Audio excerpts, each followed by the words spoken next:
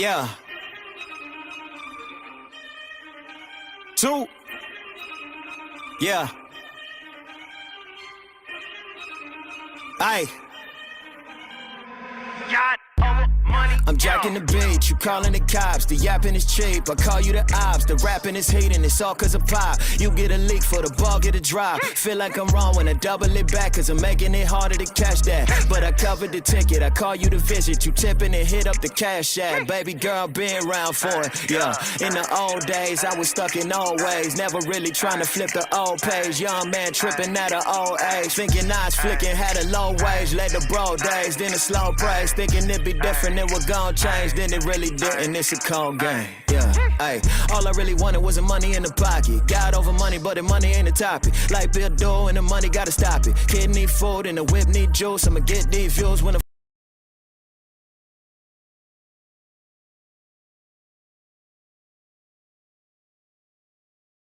work hard, play hard, homeboy, everybody ain't calling out. Got a mouthpiece from the southeast, if you want scrap, stall him out. If you don't know what I'm talking about, then I feel good, man, I'm balling out. I'm a rich man with a rich fam, Christ bars got me out of mama house. And I bless God, give thanks. Bless God, give thanks. Bless God, give thanks. Bless God, give thanks. Big God, big grace. Big God, big grace. Big God, big grace. Big God, big grace. Bless God, give thanks. Bless God, give thanks.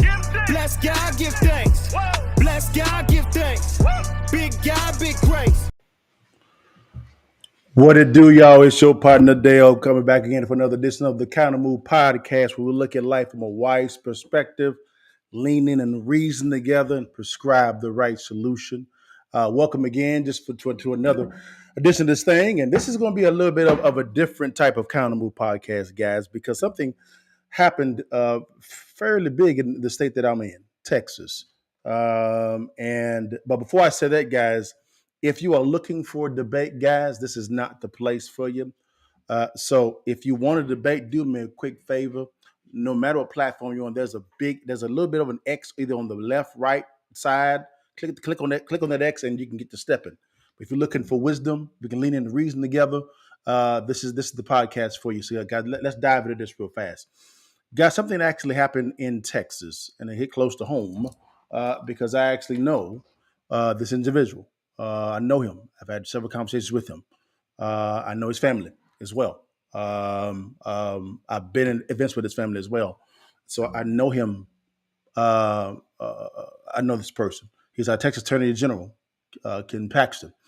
Well, something actually happened in the Texas Capitol in the first session for Texas House. Our Attorney General, Ken Paxton, was impeached. So this podcast is all about his impeachment. Okay? Let me start this from the beginning. I am not here to prove innocence or guilty. This is not a court of law at all. I don't know the facts at all. I'm not an attorney. So please don't hold me to that standard. All I'm doing is operating from the facts that have been presented, and we can lean and reason together and see what the wise solution is. So, guys, now here's the one thing that surprised me a little bit about this here. Ken Paxton, who is a Republican, was impeached by primarily the GOP-led House impeached him. So this was his fellow Republicans. They impeached him. Now, the strange thing about it is this comes after he was reelected for a third term, right? So this is third term that he has been elected. And so that's kind of strange to really the same voters that voted for these GOP House members also voted for Ken Paxton to be the Attorney General for the third time. So I immediately actually had some questions because that was kind of odd. And this was done in the first session. Now, there may be a reason why they did it, but we're going to look at it and see if it was the most wisest thing for them to do. Okay, so guys, let's lean in and reason together, guys. Okay, so the next question to this GOP led. Now, let me put this game out there. All the Democrats as well, they voted for his impeachment as well. All right, well, not all of them. Forgive me. All of the Republicans voted for him, but 3. Okay, 3 voted no. And all the Democrats voted for him but 2. So there was 3 Republicans that didn't vote for him to be impeached and 2 Democrats as well. All right. They didn't vote for yes for him to be impeached. All right. So that is the numbers. So the next question to this thing is simple. Why? What's going on here? All right. So again, I'm not going to take a litigation approach. Okay. Because it's not a court of law. We're going to look at this we're going to observe it. Okay. With the situation. So let's dive into the videos. Okay. Let's start from the beginning. How this unfolded. Okay. Here we go. Here's the video on CBS 11 of them actually. This is moments after they actually impeached him. Okay. So let's see what they're saying on CBS 11. Here, this is a local. This is a local place. All right. Let's see what they're saying on CBS 11. Here we go.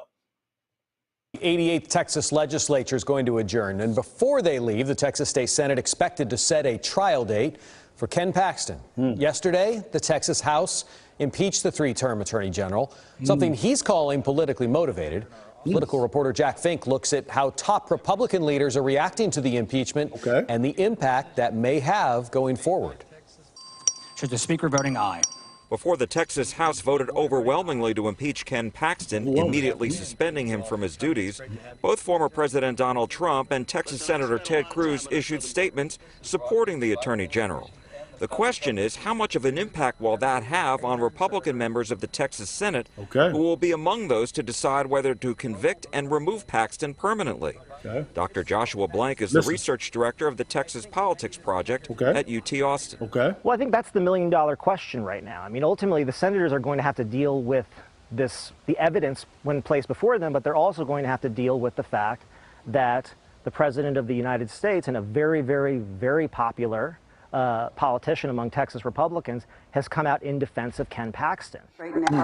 Lieutenant Governor Dan Patrick has reportedly said while he will preside over the Paxton impeachment trial in the Senate, he won't vote. But Blank says Trump's statement is interesting given how close he is to the lieutenant governor. The lieutenant governor is one of the former president's closest advisors here in Texas, and it's hard to imagine that the former president of the United States wouldn't have made a statement in support of Ken Paxton without the lieutenant governor being aware of it, if not endorsing it. One unanswered question, will Paxton's wife, Senator Angela Paxton of McKinney, recuse herself from the trial? Trump also issued a statement. This is the one thing about Angela Paxton, who I know. She is the Calhoun County state senator for Calhoun County. They're wanting her because she's married to Ken Paxton to recuse herself. Now, if that is done, the voters of Calhoun County are not represented. That's a problem. That's a problem. All right. So right there, asking, understand that is his wife. Okay, no problem. But then to ask her to recuse herself, which is going to really disenfranchise the voters in Calhoun County, that didn't make any sense to me at all. At all. So what about the voters in Calhoun County? What about their voices? All right. So again, looking at all of the facts. Here we go. Statement calling out Governor Greg Abbott, who's remained silent on the Paxton impeachment, saying, quote, missing in action. Where is the governor of Texas on his attorney general's impeachment? It's really not surprising because I think for the most part, most Republicans in the state do not want to touch this with a 10-foot pole at the moment. But the 5 Republican House members representing Calhoun County, where Paxton is based, did take this issue on and all voted to impeach him. In a joint statement, the Republicans said, quote, this was an incredibly difficult vote. But then they also said, quote, it became clear to us that sufficient evidence indeed exists to vote to commend articles of impeachment to the Texas Senate for a full trial. Now, the one thing that I've seen is I'm reading their statement, all right? And it says sufficient evidence. Okay, so they're saying there's tangible evidence supporting this. I'm glad they said that because we're going to test that in a second. Here we go. Trial. Representative Justin Holland is one of the 5 Republicans. The top law enforcement official in the state of Texas should be above reproach, and we can do better. So if nothing else shows that his position is So here we go. As you can see, this is a very hot topic in Texas. and that this has some bearings going nationwide because you have the former President Trump talking about it. Of course, you have the governor of Texas who appointed someone else just this week to take Ken Paxton's spot in the interim while he goes to the trial in the Senate. Okay, but so you have a little bit of some national attention here, right? A little bit of national, which is okay. That's fine. No problem with it at all. Period. What I'm kind of questioning is why would you ask for Angela Paxton to be, who is a sitting Texas senator for Calhoun County? Why would you ask her to recuse herself? Which then disenfranchises the voters. Interesting, because they voted for her. Now, here's another thing. The same voters that voted for this Texas House, all right, are the same voters that voted for Ken Paxton for a third time. Third time. So these are the same voters, right? Interesting. So you kind of see maybe a clear distinction between what the voters wanted and what these House members wanted. You see a kind of a different perspective here, right? There's a clear rift concerning what the voters wanted, because they voted them in, and what the Texas House members wanted, all right? So let's see exactly what some of these Texas House members are saying, okay? Let's see what they said on the reasoning why they're doing this, right? I think it's important for us to get everybody on the record to talk about it. Ain't no problem with it at all. Let's see what's going on. Some are going to talk, all right? So we're going to unfold this. This is post. This is right after the impeachment happened. Here we go. Here in Texas, House lawmakers voted today to impeach Attorney General Ken Paxton. As a result, he has been... That's a lot of green. That's a lot of green. Greens meaning yes, they wanted to impeach him. Green, all right? Immediately suspended from his job and faces a trial in the Senate. Paxton has denied any wrongdoing. Okay. Our political reporter Jack Fink has been inside the Capitol all day long. Okay. Takes us through today's debate and vote and has reaction. Today is a very grim and difficult day for this House. Texas House members overseeing the impeachment process against Attorney General Ken Paxton laid out their case, accusing him of misusing his office and powers to benefit himself and a businessman who donated to his campaign. And we're going to walk through those in a second. Remember, they said evidence. Evidence. Okay. Among the 20 articles of impeachment against Paxton, abuse of the public trust, being unfit for office, dereliction of duty, and So they introduced 20 articles against Ken Paxton, okay? And as CBS talking about abuse of public trust, unfit for office, dereliction of duty, and constitutional bribery. We're going to unpack that in a second. Constitutional bribery. He put the interest of himself above the laws of the state of Texas. It's Republican. He put the interest of himself over the established laws, policies, and procedures of the Office of the Attorney General. Lawmakers blame Paxton himself as the reason they began investigating him in March. That's when he requested $3.3 million in taxpayer money to settle a whistleblower lawsuit filed against his office. Okay. The whistleblowers were 4 of his hand-picked top staffers, who he fired after they went to the FBI alleging bribery and other potential crimes against him. Wow. And either this is going to be the beginning of the end of his criminal reign, or God help us with the harms that will come to all Texans if he is allowed to stay the top cop on the take. Then lawmakers who opposed the impeachment process had their turn and complained it was rushed from the start. Listen. It's what I call the hang 'em now and judge 'em later policy. The sad reality is that Adam Schiff and Nancy Pelosi put more time and deliberation into the impeachment of Donald Trump than the Texas House has done in the last week regarding this matter. In a surprise, State Representative Charlie Guerin of Fort Worth revealed Paxton threatened some of the House members earlier in the week. Okay. And I would like to point out that several members of this House, while on the floor of this House doing the state business, received telephone calls from General Paxton personally, threatening them with political consequences in their next election. He didn't mention names. Wow. Paxton's office didn't respond to my email requesting comment. Okay. After all the debating, it was time to vote. Okay. The question occurs on adoption of the resolution. Is the record vote required by the Constitution? The clerk reading the bill. Should the Speaker voting aye? So Mr. Longoria voting aye. There have been 121 ayes and 23 nays, 2 present not voting, 3 absent. The resolution is adopted. Paxton was immediately suspended from his job as top law enforcement officer pending the outcome of a trial in the Senate, where 2/3 of senators will have to remove him permanently. Okay. In a statement, Paxton called the impeachment, quote, an ugly spectacle, and said, quote, it was a politically motivated sham from the beginning. Republican Representative Brian Harrison of Waxahachie says Texas will suffer because of Paxton's suspension. Who's doing on a daily basis the most important thing we need for him to do, and that's fighting against the tyranny that's coming out of the Biden administration and the federal government, where they're encroaching against our liberties and our freedoms on a daily basis. Representative Justin Holland is one of 5 Republicans representing Collin County who voted to impeach Paxton, but said he didn't receive any threats. The top law enforcement official in the state of Texas should be above reproach, and we can do better. And now the proceedings move across the rotunda to the Texas Senate, which has 20 days to set a trial. Paxton will be able to defend himself against the articles of impeachment.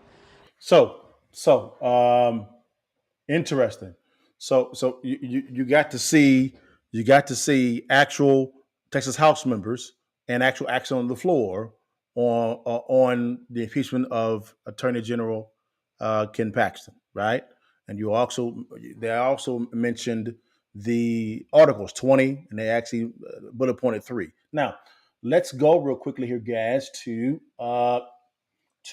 see what they're accusing them of. All right, let's go here real fast. Here we go. Let's see what they're accusing them of. Let's see here. All right, it says here is what he's talking about. It says the impeachment proceedings are at least in a series of legal troubles for Paxton. All right. CNN has previously reported he was facing an FBI investigation for abuse of office, and that Justice Department prosecutors in Washington D.C. took over a corruption investigation into Paxton. Okay. He is also under indictment for securities fraud in a separate, unrelated case. Paxton has denied all charges. All right. Now, these charges stem from, I believe, 2015. So they're about 8 years old. So, I was like, okay, so he's on indictment. Okay. Why haven't they brought? Well, hold on. Let's keep reading. Let's keep reading. All right. It says, the State House probe came after Paxton had sought to settle a lawsuit with 4 former employees of the Attorney General's office. Whistleblowers had accused him of using his authority to benefit political friend Nate Paul, a real estate investor, who had donated tens of thousands of dollars to Paxton's campaign.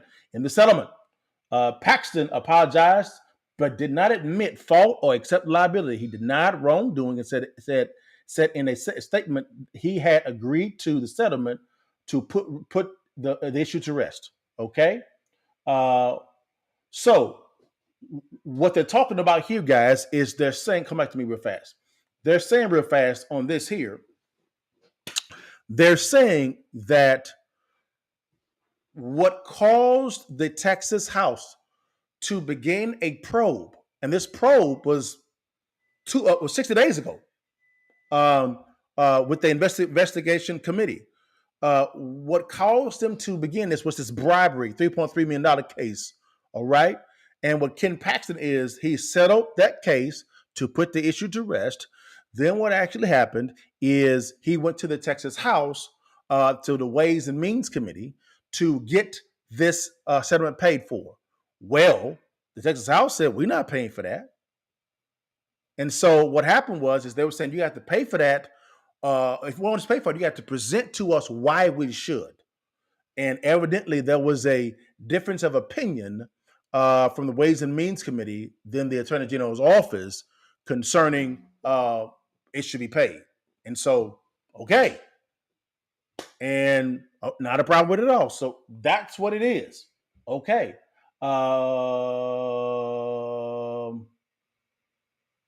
Okay, here's some additional stuff to it as well, real quick, guys. It says it was among a series of articles focused on Paxton's relationship with Paul, including accusations he hired an outside attorney who issued more than 30 grand jury subpoenas while investigating a baseless complaint made by Paul, benefited from Paul hiring a woman with whom Paxton was having an extramarital affair and provided Paul with favorable legal help in exchange for renovations on Paxton's house. The articles of impeachment also detail what are described as Paxton's efforts to cause protracted delays in the securities and fraud investigations. So these are accusations, okay? Accusations. So that's fine. Now let's see how Ken has responded. Ken responded and said they were baseless. Not a problem with it at all. Now we've kind of seen exactly what has gone on when it comes to this. Let's see what Ken's team is saying, okay? What they're saying. Let's see what they're saying real quickly. Boom, here we go. Let's see what they're going. Boom, and here we go. Let's see what they're saying. Boom, here we go. It was filled with falsehoods and misrepresentations, and they have never reached out to our office to determine whether anything that was contained in that testimony yesterday was remotely true. So wait a minute. He's saying that the Texas House Investigative Committee never reached out to his office, to the Attorney General's office, to see if any of this was true. Well, let's keep going. The process here has been completely lacking. They deserve to hear, the people deserve to hear from this office in the context of this investigation. Furthermore, this is an illegal investigation. Any discussion of impeachment is completely foreclosed by Texas law. Texas Government Code 665.081 says clearly that any proposed impeachment can only be about conduct since the most recent election. If that is the case, these charges were actually came back from 2015. It's 2023. That's 8 years. He's been elected 3 times. Let's keep going. The voters have spoken. They want Ken Paxton. The voters want Ken Paxton. And this committee, by investigating him, by not allowing us to be heard here today, by never reaching out to us at any time during this investigative process, is trying to thwart the will of the voters. We deserve to be heard here today. They should let me register to testify as a resource witness. They should have asked our office about. So he's saying that they weren't even allowed to present in front of the House committee. What? Man, okay. So there was no opposing argument presented to this investigative committee. The only way you can investigate is if you look at all the facts. If what he's saying is correct, this is troubling. About any of the facts that they heard yesterday, which, by the way, have been reported for years. For years. The 2022 election, the primary and the general, was run on these issues, these allegations. The voters have spoken. They want Ken Paxton as their attorney general. This committee should hear from us today. Do you think the committee is having these proceedings? This room is being used for committee hearing, and we're not able to be taking anything. So if y'all want to continue, you're welcome to move out. But right now, the room is being used for a formal meeting. So. Wow. Okay. Okay. Okay. He got kicked out. He got kicked out. Well, all right then. Okay. He got OG'd a little bit. Okay. Man, he said a lot of things in that exchange with the media there about not being able to go in front of the committee, for him to register as a witness. Interesting. Wow. Well, okay. Well, guys, let's unpack this a little bit more, man. Again, we're just going to look at some more people. Okay. Here is one of the individuals that actually voted no. He's going to let you know why he voted no. Okay. Here we go. He is a Texas House member. 1 second. Let's get up to him. Tony Timberholt. Okay. Republican as well. Here we go. Let's see what he has to say. Mr. Speaker, members, it's a sad day for our chamber. We often talk in this building about transparency in everything that we do because our voters deserve that. I feel like there wasn't a lot of transparency for the entire 2 months of this. Whoa, 2 months. The Texas House is taking a practice that's only been used twice in Texas history, So if what he's saying, if this has only been done twice in Texas history in impeachment, so this is a high bar, and he said it's been 60 days. Okay, since it came into the committee. Let's see what he says. And deviating severely from that practice instead of carefully deliberating on this issue as those who came before us. We've decided our chamber is nothing more than a weapon to wield against political opponents. This body is afforded more time for debating tampon tax relief than we've given to deciding whether to impeach the highest law enforcement officer in our state. Let me tell you, I don't think today is about whether there's guilt or innocence. Okay. It's about the process. The process. At the beginning of this session, Speaker Phelan ruled this chamber wasn't allowed to debate legislation or rules that could be seen as using it for political purposes. This is political purposes. Wait, hold on. So they couldn't debate it? This couldn't be debated within the House chambers? That's a problem. Now our Attorney General, who was strongly reelected by the voters in both our primary and general election, might be impeached today because he's a political opponent of the opposing party. Members, I'm deeply concerned by the way this investigation is handled. The current House is totally breaking with precedent for considering an impeachment, according to the last two ones we've done in history. Okay. The General Investigating Committee never interviewed the Attorney General, never interviewed top staff, or anybody else, especially when they showed up on the 24th. Huh? Why? I can't answer that question, but I can say that it creates horrible perception. Huh? According to Chairman Murr, this matter has been under investigation for approximately 2 months, and records show that to be true. Okay. But our chamber was never informed as to what was being investigated. What? Hold on. Wait a minute. Hold on. So the chamber, not the investigative committee, the chamber was not told what was going on? Okay. Again, if the top has to be above reproach, so does the committee. Okay? Same standard. Let's keep going. Does pushing this through so quickly in the late hours of session seem ethical, thoughtful, or responsible? I say no.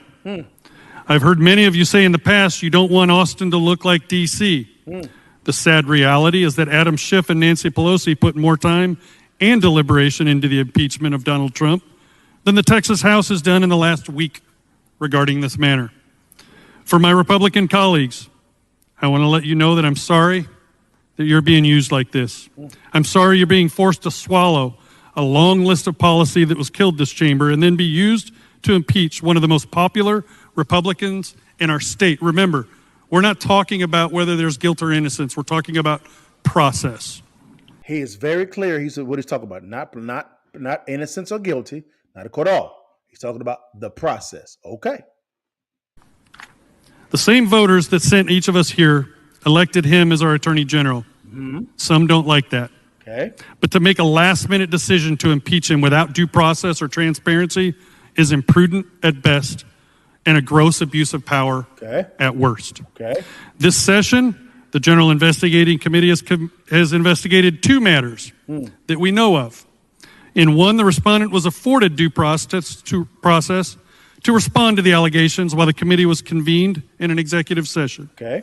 On May 24th, Chris Hilton, the chief of general litigation at the OAG, made an appearance at the General Investigating Committee and attempted to register as a resource witness in defense of Paxton. Okay.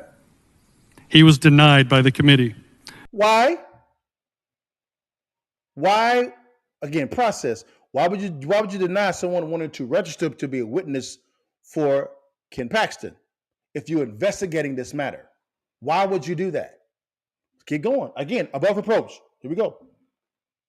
According to the OAG, the General Litigation Division has a broad practice that includes defending state agencies, elected and appointed officials, and state officials and employees in civil litigation. Okay. That's their job.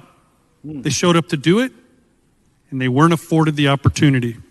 So he's saying that this is the job of this individual that was trying to come and actually be a resource witness for Ken Paxton. That's like his paid job. So, man, let's get going. And he was denied. Okay. This is one-sided. In 1975, it was the last time the legislature initiated impeachment proceedings against any official. Oh, okay. After a single member filed a resolution recommending impeachment, Okay. a select committee on impeachment was appointed to investigate.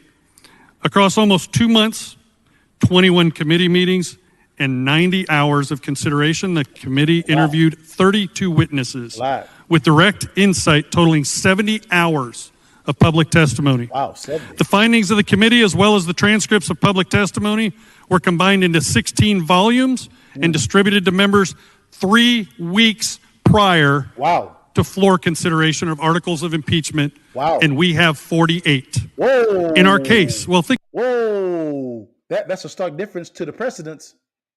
Stark difference. That's a stark difference to the precedents. Again, process. If the standard is to hold the Attorney General, it should be above reproach. So should the process. Let's keep going. Let's keep going. Again, process. Now, innocence or guilty, process. Well, think about that for a moment. We have 48 hours after everything was secret except one meeting. Whoa. In our case, the General Investigating Committee called their own investigators as witnesses in the single public hearing regarding impeachment. Instead of questioning the witnesses in public hearing, the committee allowed the investigators to summarize and potentially editorialize their findings. Is this really what we've come to? Wow. If you think this is how we best serve Texans, you're gravely mistaken.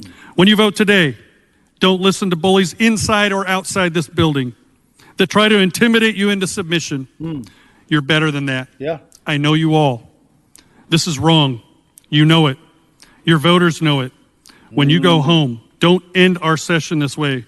Don't tarnish this institution. Don't cheapen the act of impeachment. Don't undermine the will of the voters. Don't give Democrats another victory handed to them on a silver platter.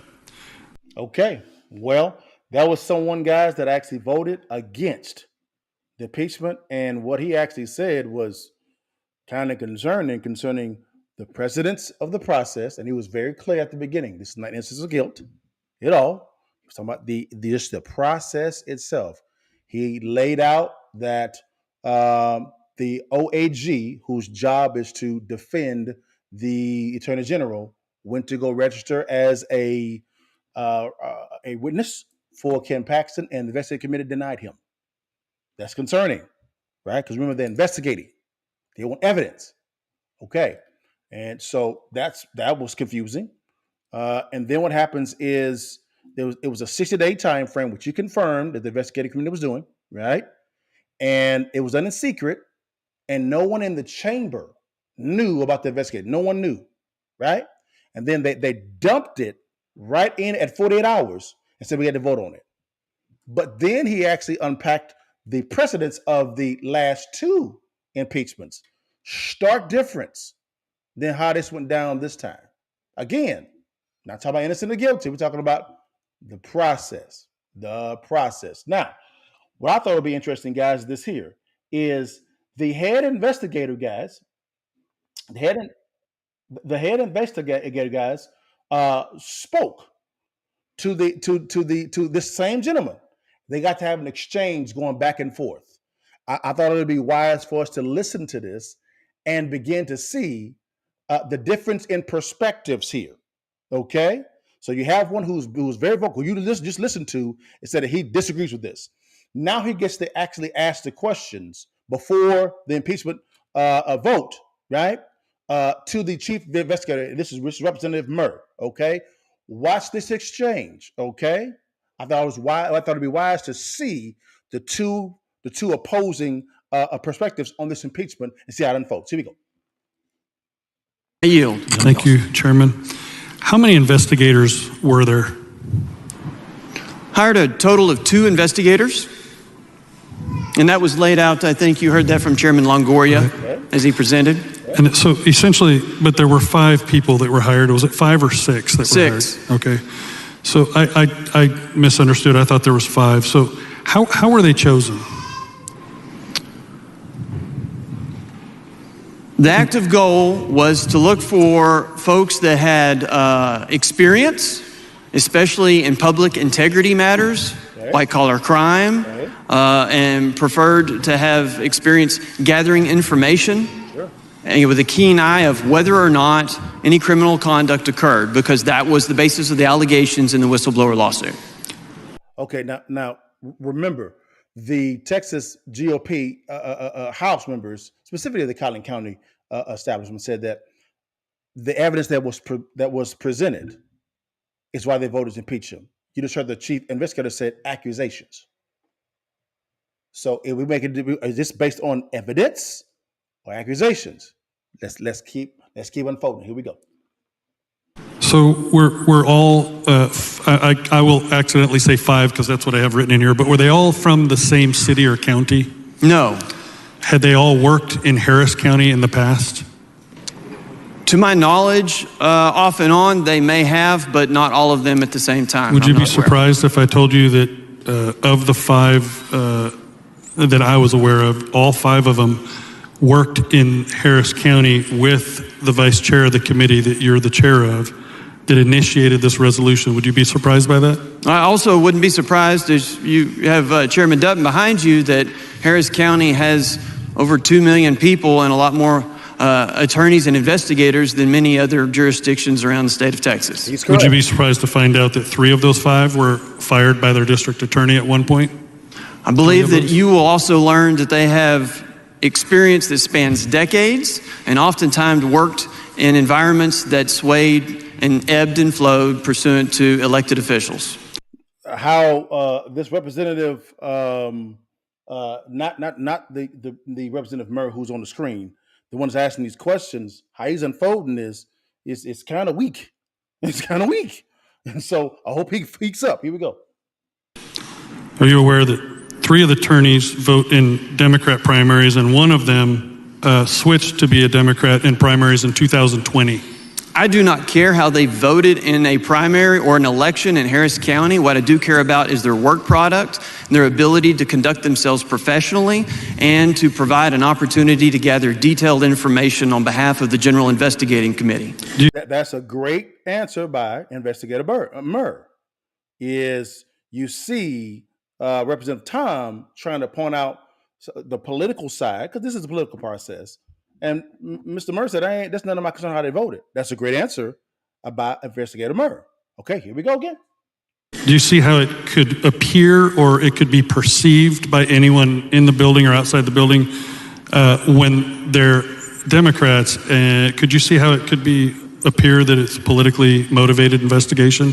No, on their behalf. I could also see that multiple of those persons that we hired to work for us also worked in the U.S. Attorney's Office for a Republican appointee from a Republican president. So, no, I do not see that appearance. Tom is getting destroyed right now by Investigator Murray. He's getting destroyed. So, Tom, you need to come on and bring it up, bro, because right now it's not looking too good. I believe perception is truth to the person that perceives. So if someone perceives something, it's truth to them, whether it's truth or not. And so I think the hiring and where they're from and the fact that they were fired and that they're Democrats could create the perception that this was politically motivated. So I disagree completely with you. So my understanding is that they did not reach out to anyone in Attorney General Ken Paxton's office, not from the highest levels or the lowest levels, during their investigation. Is that correct? So as I explained earlier, and you've heard other explanations, in February, Mr. Paxton and members of his staff appeared before the Appropriations Subcommittee and requested $3.3 million to fund a settlement, but declined to provide any additional information. Now, I do know, and we've heard explanation, that a almost 400-page document was produced on their website in defense of that lawsuit, and that's where things were. Well, hold on, Investigator Murr. The question was, while you were investigating him, did he come before you in front of the investigative committee? Not when he went to the Appropriations Committee before that time frame to ask for the payment of the $3.3 million. Let's don't convolute 2 different issues. Okay, let's go. So So none of them were talked to since March when this investigation was initiated? Okay. No, sir. We began with the whistleblowers to learn more information about the claims that they had made in their lawsuit. So we've had a couple of impeachment proceedings over the history of Texas, and in both of those, the opposing party was talked to. As a matter of fact, let's just talk 1975. In 1975, they had 70 to 90 hours of open testimony in meetings. You had 1 day. Wow. And those hours that were given, anyone could go watch them and listen to them, and both sides were afforded the opportunity to say their side. In the 1917 case, I believe, they were on the floor in a committee of the whole, and the chairman was asked questions by committee members. Wow. The reason I'm saying all this is there's no testimony. As a matter of fact, the AG's office tried to go to your committee on the 24th and were not allowed. That's concerning for me. Can you explain why Good question. Attorney General Paxton's office was not contacted, not allowed to testify on their own behalf? Second time he asked this question. Let's see what Investigator Murr says. You've got a lot in your questions, so if you'll give me a little latitude here to try to address several different topics. So you talk about 1917, you talk about 1975. In 1917, it involved a recently resigned governor who's no longer in office. In 1975, it involved a district judge from a single county in the state of Texas. Those both involved an era in which didn't contain current House rules that were designed to put the power of adopting articles of impeachment into a committee such as general investigating. So therefore you saw, as you mentioned, a committee of the whole, and I explained that in a memorandum that we provided to this body yesterday. Comparatively to a recently resigned governor or a district judge in a single county in the state of Texas, we are talking about an accused person that is currently in the highest elected office for an attorney in the state of Texas. He sits in that office and can use the significant powers granted to the Attorney General to do a lot of different things. And that makes it very concerning whenever you're going through this process. As you've seen in the last few days, we have seen literally the Attorney General use his agency to lobby this legislature. We have seen the Attorney General call people on the floor. When you say that, you're making accusations. I hadn't heard that. I'm not saying it's not true, but you're levying that like that is actual truth. Did he call your office? No, he did not call my office, but I'm familiar with the fact that there are members on this floor that have received telephone calls from the Attorney General.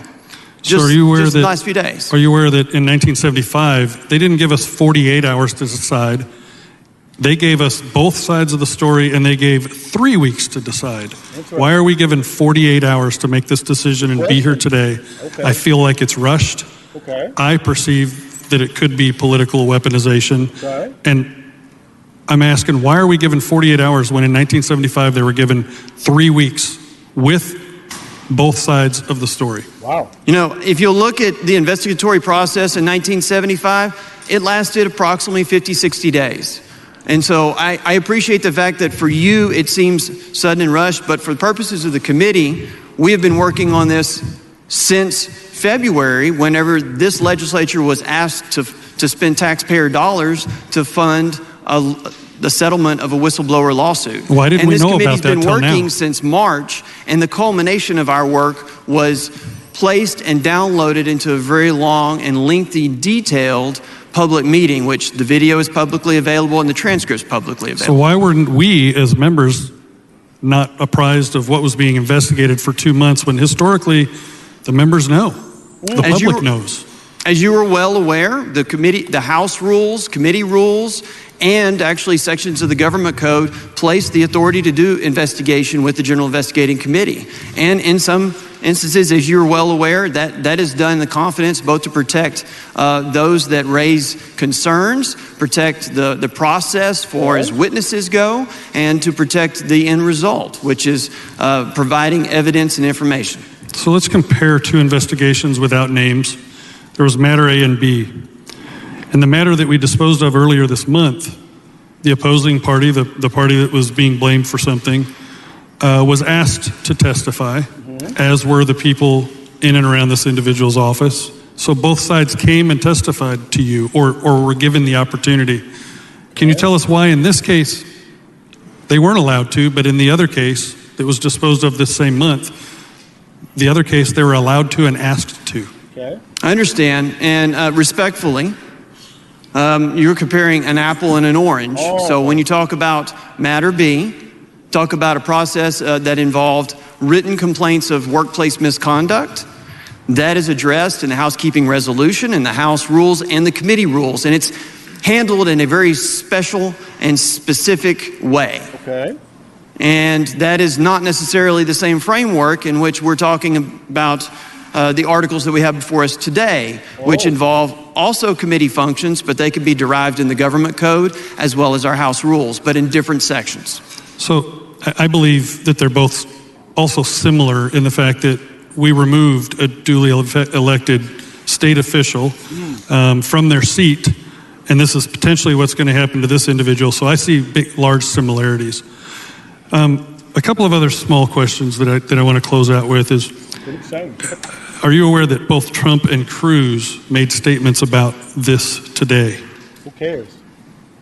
Are you aware that they both did? I'm not advised. Okay, they both did, and I'll spare the body some of the statements that Trump made because I don't want to engage in personalities. Why does this matter? But Ted Cruz, are you aware that he's a constitutional attorney? I'm not advised. He is, and he basically talks about the swamp once this individual moved out of their office, and he's showing full support for the Attorney General. I'm just wondering if you have any statement about that when he's actually seen recently one of the most egregious impeachments in the history of the United States, and he's speaking about it. Do you have any statement about that? I would only direct he and members of the public to go and watch the video of our investigators and attorneys providing detailed information to the committee and or read the transcript that's publicly available. So my last question is, how much did these investigations cost us? Because we were never made aware. We weren't asked about it. Just can you give us an estimation of what was spent to conduct these investigations? I am not advised of that. Okay, thank you for being respectful. Guys, interesting exchange. I can tell you this right now.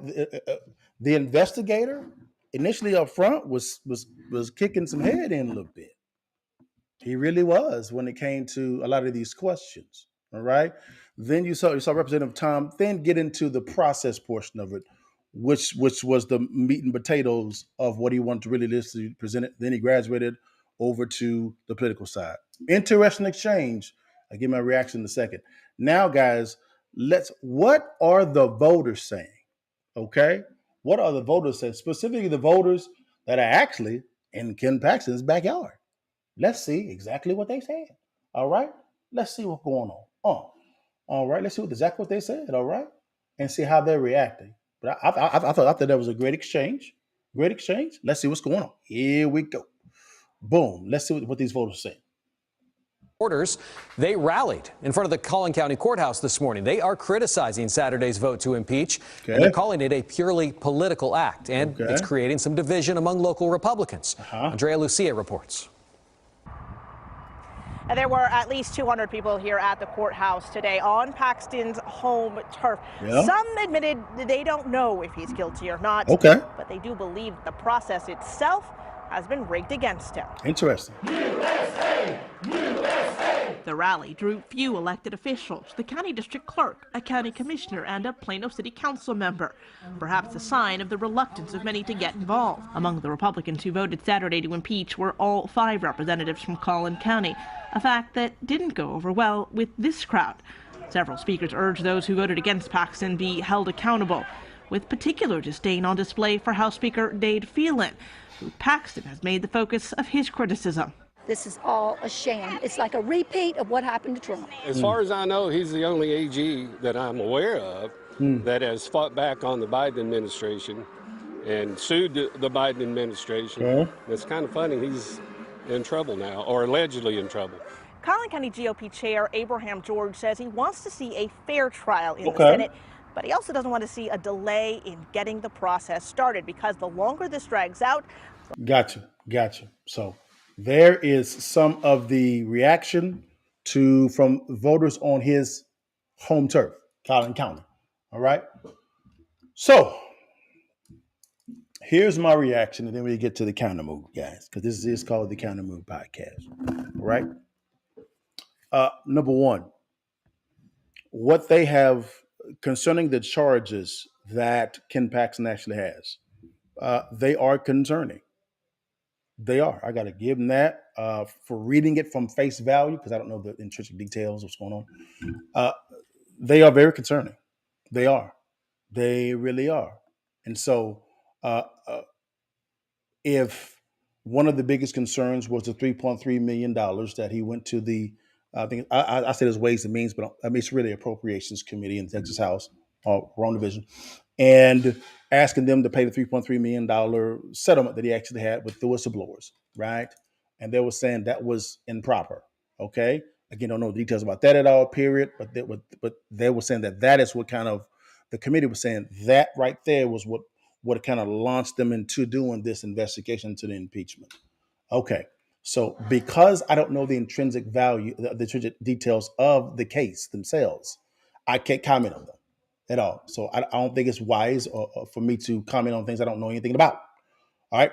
Now, concerning the process, which I think that's where Representative Tom would have stood the tallest on.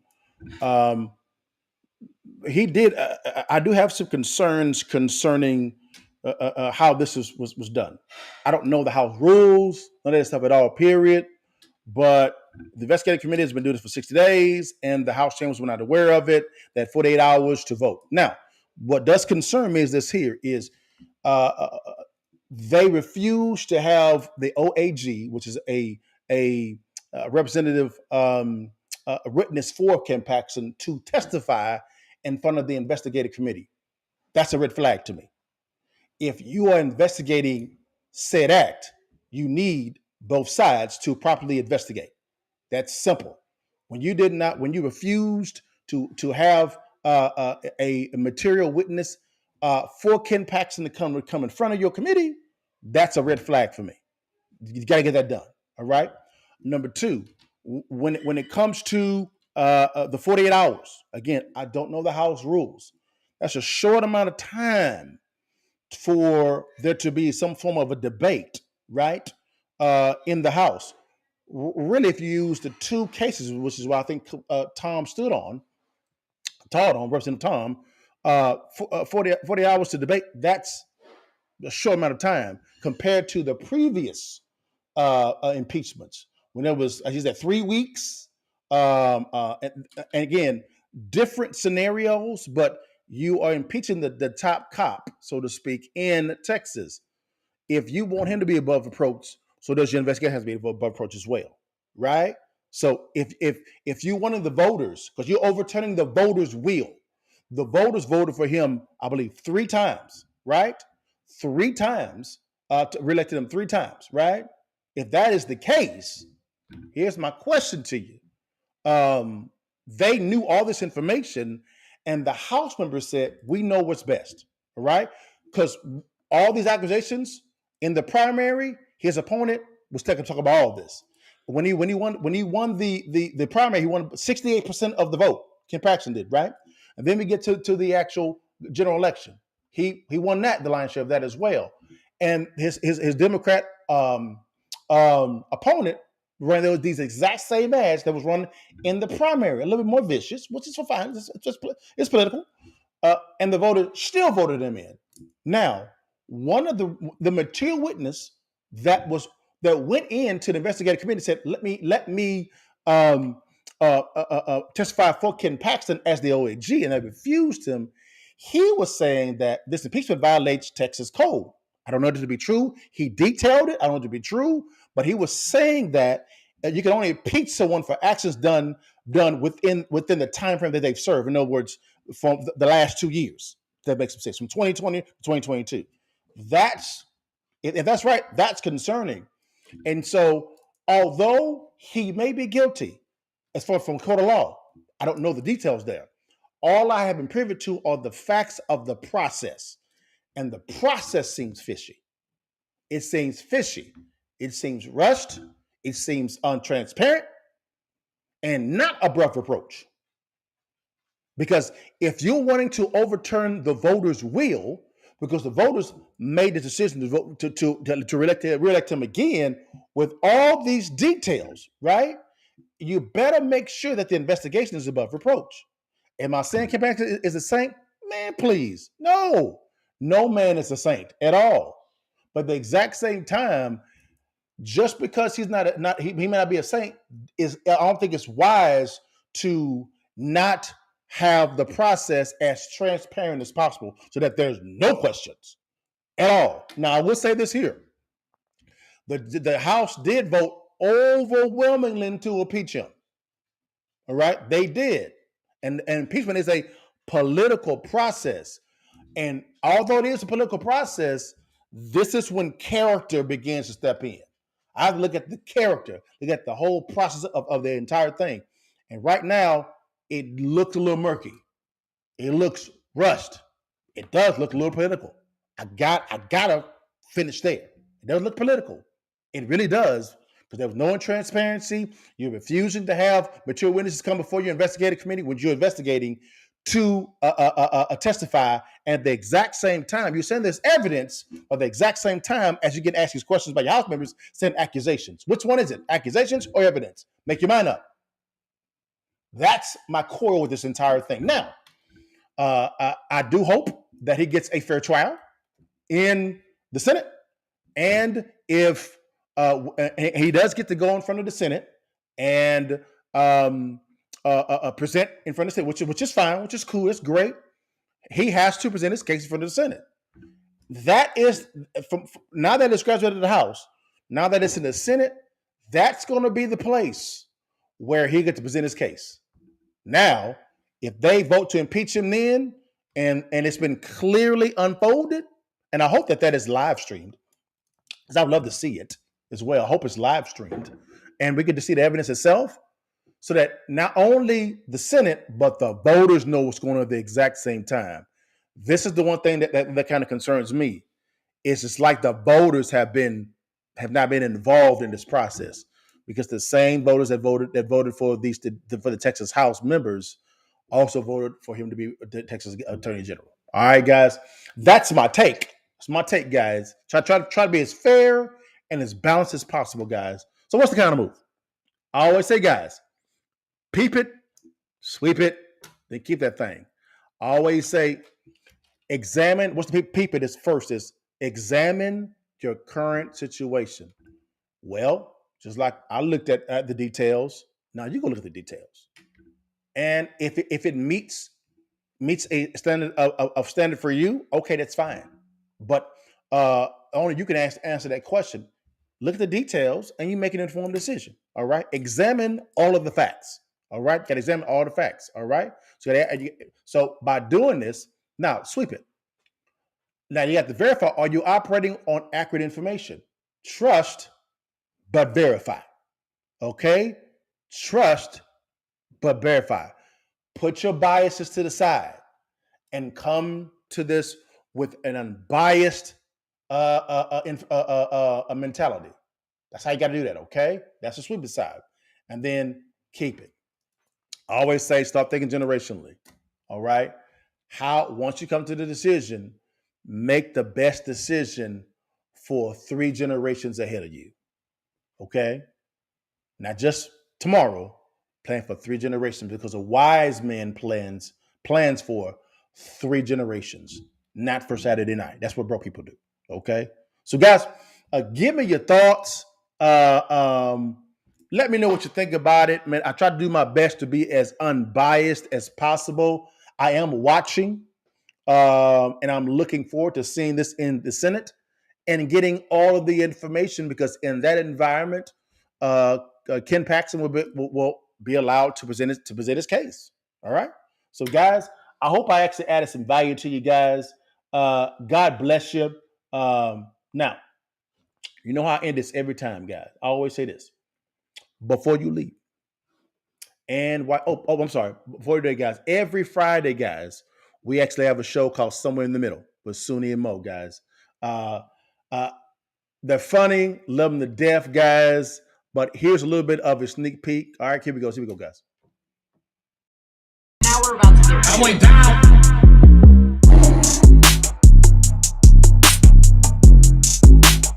Facts on facts on facts. Hello.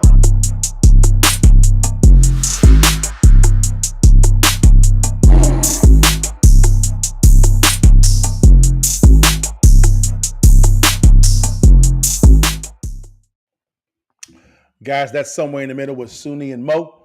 That's every Friday at 9 p.m. Eastern Standard Time, 8 p.m. CST. All right, guys. Sit down with your boo and have a good little time. And you'll laugh a little bit, learn a little something, which will be good. But most important, you'll exit with some value, guys. But, guys, that's been my time, man. But, every time I do this, I end it in a certain way. I always say, before you leave, and while you can, you see that thing, take that damn picture and give it to your mom and them, and holler at your partner. God bless you guys.